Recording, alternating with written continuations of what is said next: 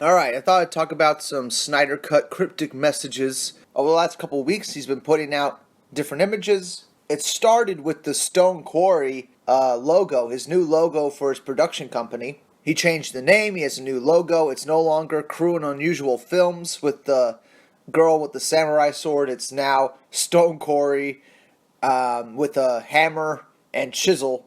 And there's no doubt that this was designed to look like a very cryptic, cult-like thing. Because just the way it's shaped like a Freemason symbol. It looks just like that. And you have a hammer and chisel, which is like one step away from a hammer and sickle Soviet Union flag, Which, funny enough, is where Ayn Rand is from, the writer of Fountainhead and a philosopher of egoism and stuff like that. That's where she's from, the Soviet Union. So it would make sense why this logo looks like that, especially if Zack Snyder is making the Fountainhead movie. It would make sense for this logo to pop up at the beginning of the Fountainhead movie or TV show, whatever. It would be a natural fit, But Zack Snyder, I think he knows what he's doing. He knows what this looks like. He's trying to get people to look deeper into it because I think the next day he sent out the Zack Snyder t-shirt design. So he already has us looking into his logo, and now he sends out another thing that has a bunch of fucking messages all over it. But right before I talk about that, I want to talk about the totem card or the psychic card that he came out with, the 7. I don't know what you call these cards. I think you call them totem cards or whatever. I don't know what the hell you call them. But as you see, it's a trickster guy holding up 5 swords, running away. There's 2 swords in the background. Now, Chris Wong did a great job explaining this. I'll put a link to that video so you can go watch that. But, my quick thoughts on this is that this looks a lot like Zack Snyder and his 5-movie story arc, that he's holding in his hands, trying to get away from Warner Brothers, right? Because Warner Brothers won't let him make his 5-movie story arc. It's pretty hysterical that he puts this out. I think, I really think that he's just putting this out for fun. At least this picture right here with the trickster and the swords. I think he's just trying to make light of what happened to him, because Zack Snyder's that kind of person. I don't think he gets sad about this stuff. If he did, he'd be like the most depressed person on the earth, right? If he kept thinking about this in a negative way and stuff like that. Because, he hasn't let it go. He's been talking about Justice League since it came out. He's been talking about his Snyder Cut since the movie came out. He hasn't stopped. And now he's back on Twitter. He just fucking posted a Twitter post about his t-shirt that's already over $50,000. They've already sold almost 3,000 shirts and they have $50,000 already. And there's still time to buy it, I think. So, yeah, go buy it if you haven't. But, yeah, let's talk about that t-shirt. And, there's not really much I could say that hasn't already been said about this. If you haven't read the Film Exiles breakdown of this, they go really in depth about all the cultural significance of every symbol in this t-shirt design.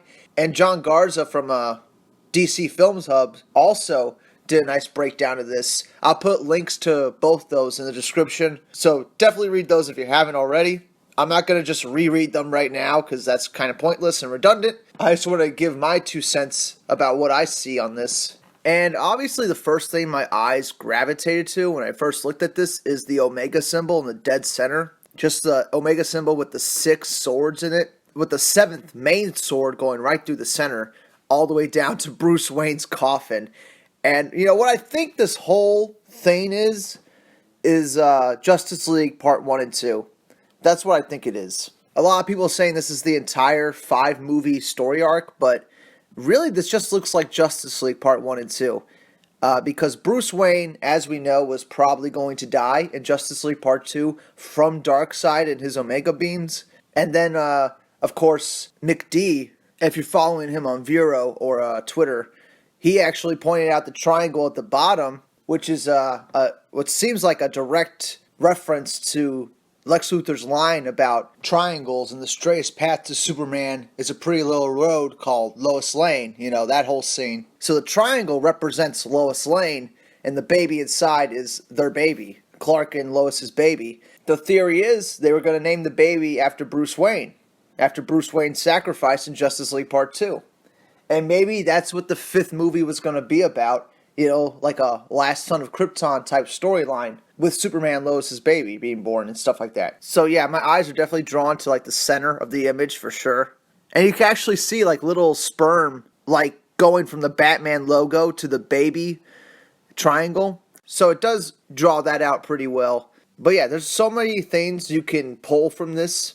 Obviously, the AC-23 is a direct reference to Lex Luthor. That's his first appearance in Action Comics. It's what they called him in Batman vs. Superman when he was in prison. They called him AC-23, 1940, which is the exact issue Lex Luthor first appeared in. So that has to do with Lex Luthor. And then you have this 3/5, number on the right side of the sword, right? Right next to the AC-23, right? And people were saying this is a Bible verse, which could be the case. There's a lot of religious imagery. But if we were to get like meta, and just look at this image in a meta way, in a real way, that maybe Zack Snyder is trying to say something about, the actual what happened on Justice League. Maybe the 3/5 stands for 3.5 hours, Maybe that's how long the movie was. I like to think that that's what it was. Because Justice League shot for 7 or like 8 months, which is like double the time of a regular movie production. So there is a chance that maybe they shot enough for 2 films, and maybe Justice League was 3.5 hours, its first cut. Maybe, maybe that's what it was. Obviously, it could mean a bunch of different things. Zack Snyder is known for putting multiple meanings in everything. Nothing just means one thing. It all means a bunch of things. Like the hourglass with the scythe through it. That could mean literally Flash, going through time, fixing time or whatever. But if you look at it in a meta way, it could represent how Zack Snyder was cut short on his time on Justice League. I mean, you could look at it in a meta way like that.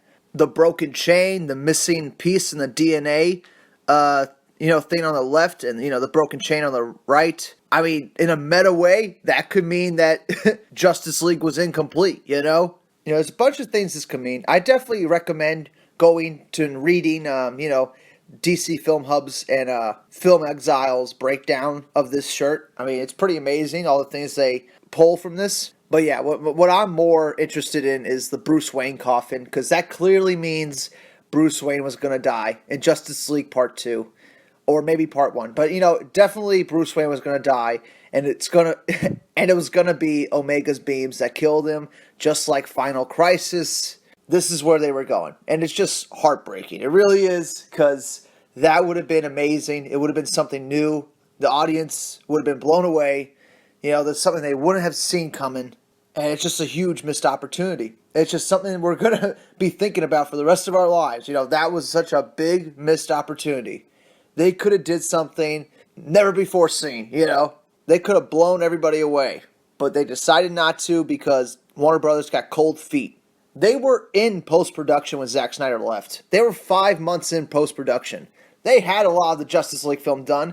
They were testing it in front of audiences, and that's when Warner Brothers got cold feet. Just like with BVS, when they were testing BVS in front of audiences, that's when they decided to cut the movie down probably. And, test screenings and test audiences, they are the death of cinema, for sure. They ruined practically every fucking film, and they ruined our chances to see Justice League Part 1 and 2 as the way it should have been.